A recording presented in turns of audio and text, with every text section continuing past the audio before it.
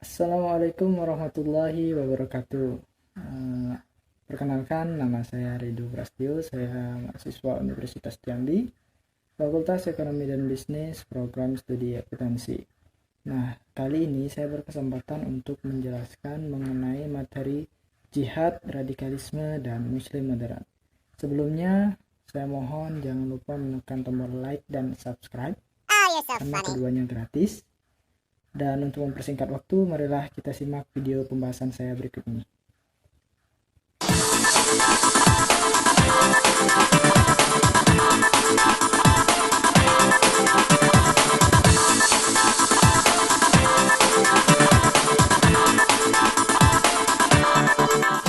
Kali ini saya akan membahas masalah 3 pokok bahasan. Yang pertama yaitu jihad, kedua yaitu radikalisme, dan yang ketiga yaitu Muslim moderat. Untuk lebih jelas akan saya tuliskan di papan tulis, tapi sebelumnya saya butuh spidol terlebih dahulu. Oke, saya sudah dapat spidolnya. Akan saya tuliskan yang pertama masalah jihad, yang kedua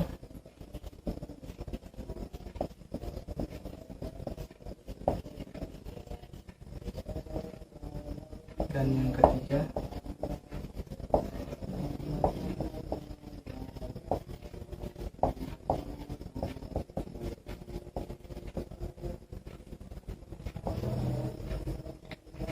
oke. Nah, 3 pokok bahasan ini yang akan saya jelaskan di kesempatan kali ini. Baiklah, untuk yang pertama yaitu terkait masalah jihad. Nah, jihad mengandung beberapa pengertian, baik secara literal maupun secara kontekstual. Kali ini akan saya jelaskan masalah kontekstualnya, bahwa secara kontekstual jihad berarti segala bentuk perjuangan yang dilakukan oleh individu muslim maupun kelompok muslim dalam menyiarkan atau menyebarluaskan agama Allah, dan perjuangan-perjuangan lain yang lebih luas seperti perjuangan di bidang pendidikan, di bidang kesehatan, di bidang ekonomi, di bidang politik, di bidang pertahanan keamanan, dan lain sebagainya, sesuai dengan kemampuan yang mereka miliki. Namun banyak masyarakat sekarang menganggap bahwa jihad itu artinya peperangan, pertumpahan darah. Bukan demikian.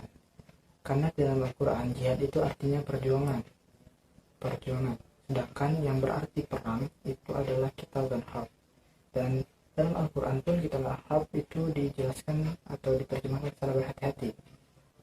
Jikapun ada ayat yang memerintahkan untuk melakukan perang, itu artinya perang dalam artian membela diri atau mempertahankan diri dari kezaliman ataupun dari penganiayaan umat di luar Islam gitu. Seperti firman Allah dalam Quran surah Al-Baqarah ayat 190 yang berbunyi, A'udzu billahi minasy syaithanir rajim. Bismillahirrahmanirrahim.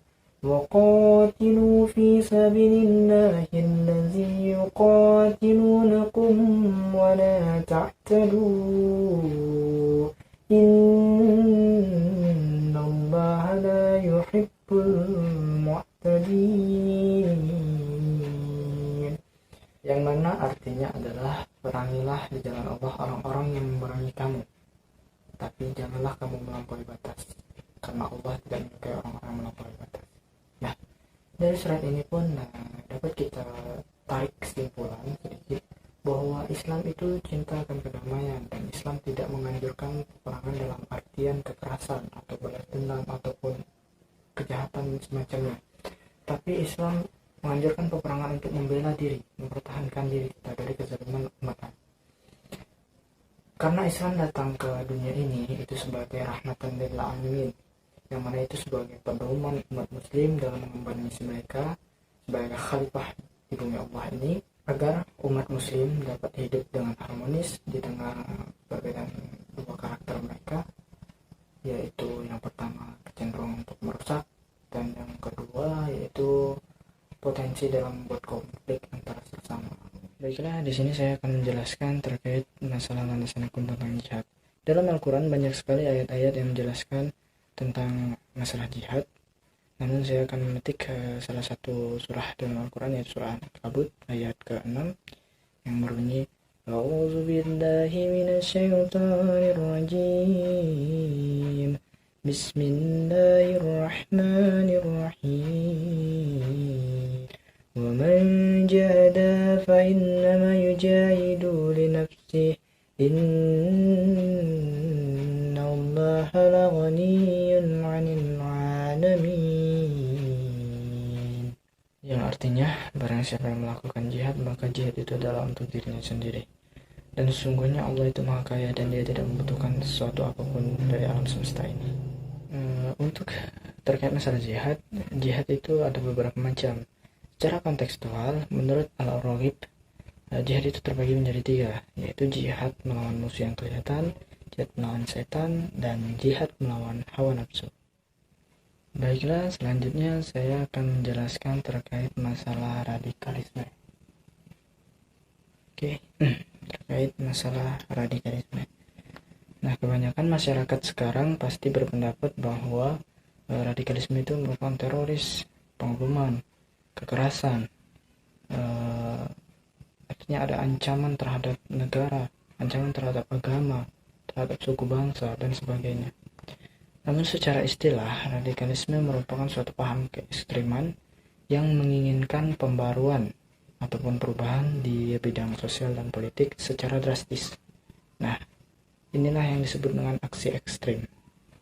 Dan ini yang harus dihindarkan dan harus kita cegah. Nah, ada beberapa faktor yang membelakangi terjadinya radikalisme. Ada faktor secara umum dan secara khusus. Nah, secara umum, latar belakang terjadinya radikalisme adalah dalam setiap agama pasti ada kelompok-kelompok fundamentalis, kelompok-kelompok minoritas, militan, kelompok ekstrim, radikal. Nah, adanya kelompok-kelompok inilah yang menimbulkan adanya radikalisme. Nah, ada juga latar belakang atau faktor yang menyebabkan terjadinya radikalisme secara khusus, seperti adanya kurang pemahaman terhadap agama, kemudian menganggap bahwa agama kita yang paling benar dan menolak kebenaran dari agama lain, adanya penindasan dan ketidakadilan, adanya tekanan sosial, ekonomi, dan politik, lingkungan masyarakat yang tidak kondusif terkait ekonomi dan sebagainya, dan kurangnya kesadaran masyarakat dalam kehidupan berbangsa secara pluralistik. Ya, ada beberapa bentuk radikalisme yang sudah pernah terjadi di dunia ini, seperti contohnya yang pertama yaitu terjadi pengeboman di gedung WTC di Amerika Serikat pada tanggal 11 Maret tahun 2011. Kemudian adanya pengeboman di Bali, selanjutnya adanya penyanderaan di Thailand, adanya konflik di Filipina Selatan, dan sebagainya. Nah, tentu saja radikalisme ini menimbulkan dampak negatif, baik bagi umat muslim maupun bagi umat agama lainnya, karena ini merupakan masalah bagi seluruh umat beragama. Nah, apa saja sih dampak negatif dari radikalisme? Yaitu seperti yang kita bisa tahu bahwa radikalisme memicu adanya teror, memicu adanya peperangan, memicu adanya konflik, dan ini bisa menurunkan mental atau membuat depresi, membuat trauma beberapa pihak yang memang terkejut dengan hal tersebut. Dan hal ini akan menimbulkan keresahan bagi masyarakat, menimbulkan ketakutan, kepanikan, dan semacamnya. Dan ini sangat merugikan bagi kehidupan sosial dan politik. Nah, bagaimana sih cara merubahnya? Ada beberapa cara atau treatment yang dapat merubah radikalisme atau mencegah terjadinya radikalisme, yaitu seperti perubahan sikap atau pandangan dari negara barat terhadap negara muslim, karena selama ini negara muslim selalu dipinggirkan dan dianggap sebagai musuh, ancaman internasional, padahal agama muslim dapat dianggap seperti sahabat dan bisa menjadi partner dalam segala segi kehidupan. Kemudian penanggulangan selanjutnya yaitu dengan cara mengurangi kesenjangan sosial, ekonomi, dan sebagainya, dan menumbuhkan kesadaran tentang adanya kehidupan pluralisme, yaitu keberagaman baik dalam kehidupan berbangsa dan beragama. Nah, baiklah, itulah tadi penjelasan mengenai radikalisme, dan selanjutnya saya akan menjelaskan terkait Muslim moderat. Nah, apa sih Muslim moderat itu? Muslim moderat dapat diartikan yaitu paham untuk menyikapi persoalan-persoalan yang terjadi dengan tidak mengikuti atau tidak melakukan tindakan yang radikal, tetapi lebih kepada mencari jalan tengah di antara persoalan-persoalan tersebut. Nah, artinya moderat di sini merupakan tindakan yang menghindari adanya tindakan yang berlebihan atau ekstrim. Nah, jadi radikalisme itu tidak berasal dari agama Islam murni, tetapi itu merupakan komunis yang moderat. Hal ini terjadi karena pengaruh dari budaya asing yang masuk tanpa mereka lakukan filter, yang menginginkan perubahan secara drastis, baik secara sosial maupun politik. Nah, Muslim Indonesia pada umumnya adalah moderat dan toleran, karena dilihat dari sejarahnya Islam masuk ke Indonesia berasal dari Gujarat dan Arab. Ini merupakan Islam masuk ke Indonesia melalui jalur perdagangan, dan Islam masuk ke Indonesia juga secara damai, seperti melalui Wali Songo, melalui syairnya, melalui dongengnya, melalui budayanya, keseniannya, musiknya, dan semacamnya. Dan ini yang membuat masyarakat Indonesia yang saat itu memiliki beberapa kepercayaan seperti Hindu, Buddha, animisme, dan Jainisme dapat menerima Islam secara baik dan damai. Nah, itulah terkait masalah jihad, radikalisme, dan Muslim moderat. Ketiganya ini kita harus pahami dan kita harus tanamkan dalam diri kita, bahwa sesuatu yang berlebihan itu tidak baik, dan Allah tidak menyukai orang-orang melampaui batas. Dan juga kita harus pandai-pandai dalam menyikapi segala perbedaan yang terjadi di bangsa kita. Jangan karena perbedaan kita menjadi terpecah belah. Nah, ada beberapa sikap yang sebaiknya kita lakukan dalam menyikapi perbedaan yang terjadi, yaitu yang paling penting kita harus melihat potensi persatuannya, bukan potensi perbedaannya. Jadi kita harus melihat sesuatu apa yang bisa menyatukan kita dalam suatu perbedaan, bukan kenapa kita berbeda, tapi bagaimana cara kita bersatu. Begitulah sebaiknya Muslim menyikapi sebuah perbedaan.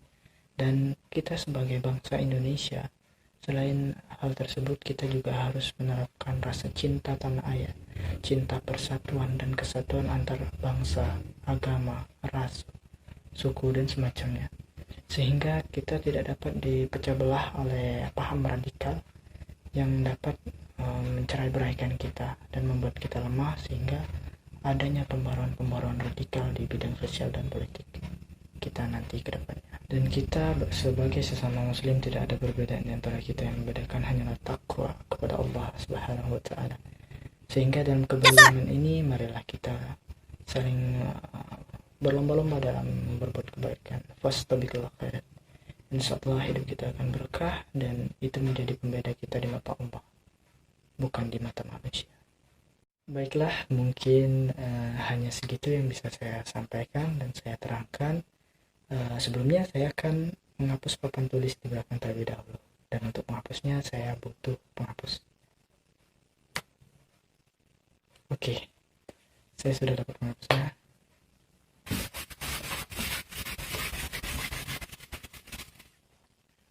Baiklah, dan saya hilangkan penghapusnya. Oke, baiklah, kurang lebihnya saya mohon maaf. Saya akhiri dengan wabillahi taufiq wal hidayah. Wassalamualaikum warahmatullahi wabarakatuh.